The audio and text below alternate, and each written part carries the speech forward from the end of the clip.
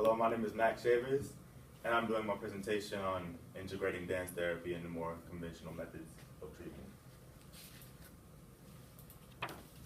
Dance therapy is defined as the movement of body parts to support the intellectual, emotional, and motor functions of the body. My argument is that dance therapy needs to be integrated in as many disease treatment processes as possible. And I have a quote from J.L. Hanna. She's a famous author in this subject, from The Power of Dance. It says, the interpretation of DMT, which is dance therapy, is a release of muscle tension and constrained movement patterns that is caused by mental and emotional problems in the body. So I have a couple of examples of some diseases that dance therapy will help with. My first one is Parkinson's. It doesn't have the definitive explanation of why dance therapy helps, but there are a couple of theories that are very strongly supported. First of all, Parkinson's is a disease when a breakdown in the nervous system happens and unwanted body movement or paralysis occurs. Because Parkinson's disease affects the production of dopamine in the brain, it is thought that music may help stimulate this process. Furthermore, the rhythm of music may give the individuals the cues they need to move their body parts at certain times when they want to. And you can also relate to how people who stutter and then when they sing perfectly fine. This sort of helps with people in Parkinson's and dance therapy. Without dancing, without the music, they're not able to move their bodies as they want, but when the music comes on, they're able to dance as they want. My next one is Alzheimer's.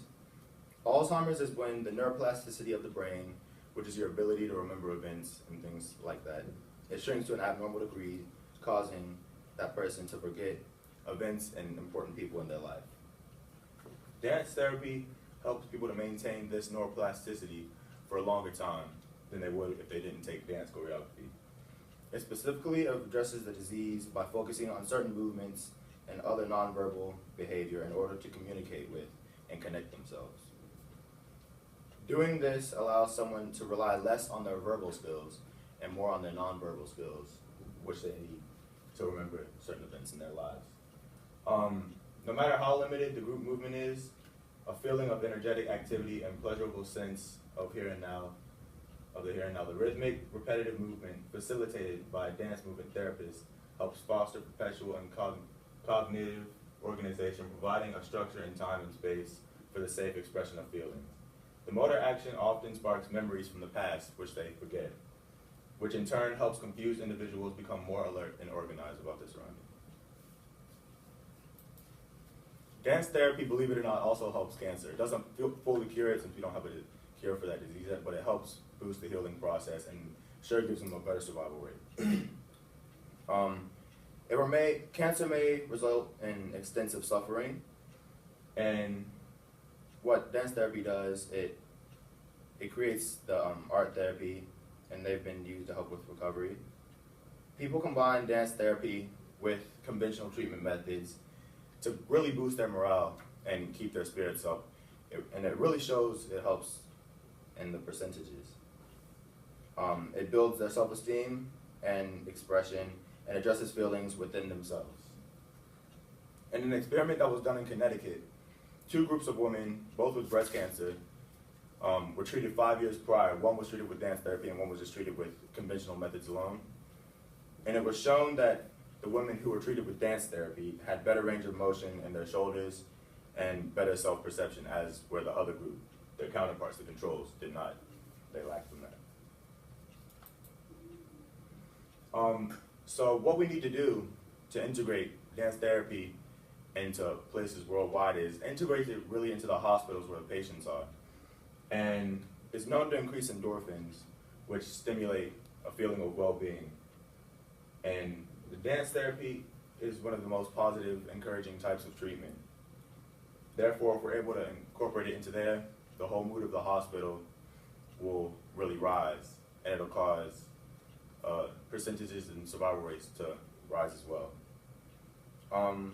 Slowly but surely right now, alternative methods as to conventional methods, they're becoming more popularized, and somewhere around 40% of hospitals now have something like dance therapy or music therapy or art therapy within their building. there are some flaws with dance therapy, and one of them is the money problem. Not all hospitals may have the money to support both conventional methods and then alternative methods at the same time.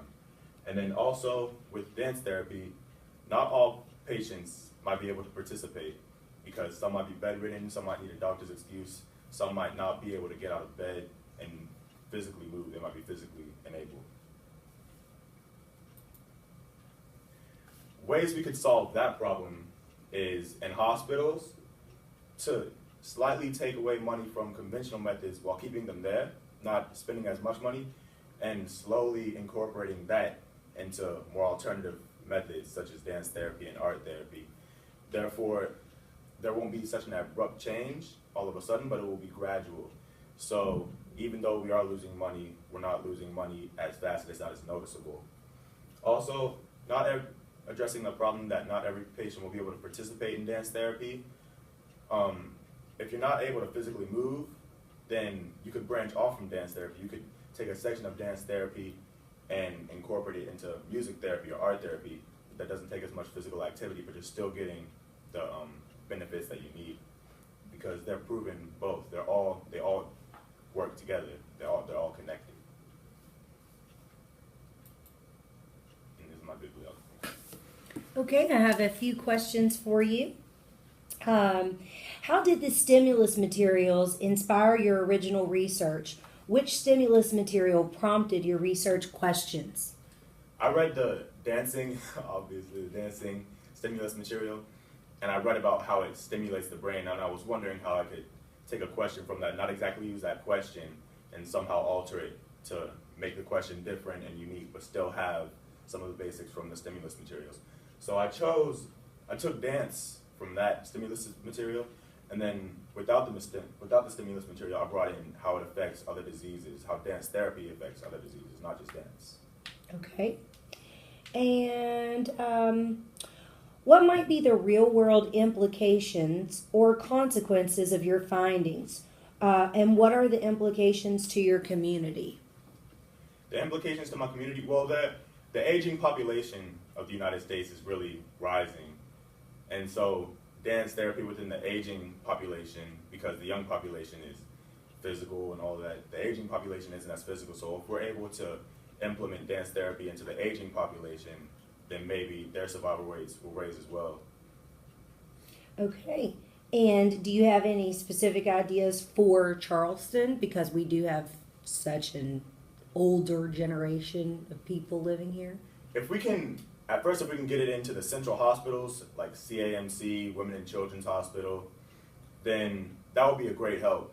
Once we get it in there, the idea is planted in Charleston, and it'll be able to spread out throughout the community, become more popularized, and less of a rare occurrence. Okay, thank you very much. 812. You said it was 6 to 8?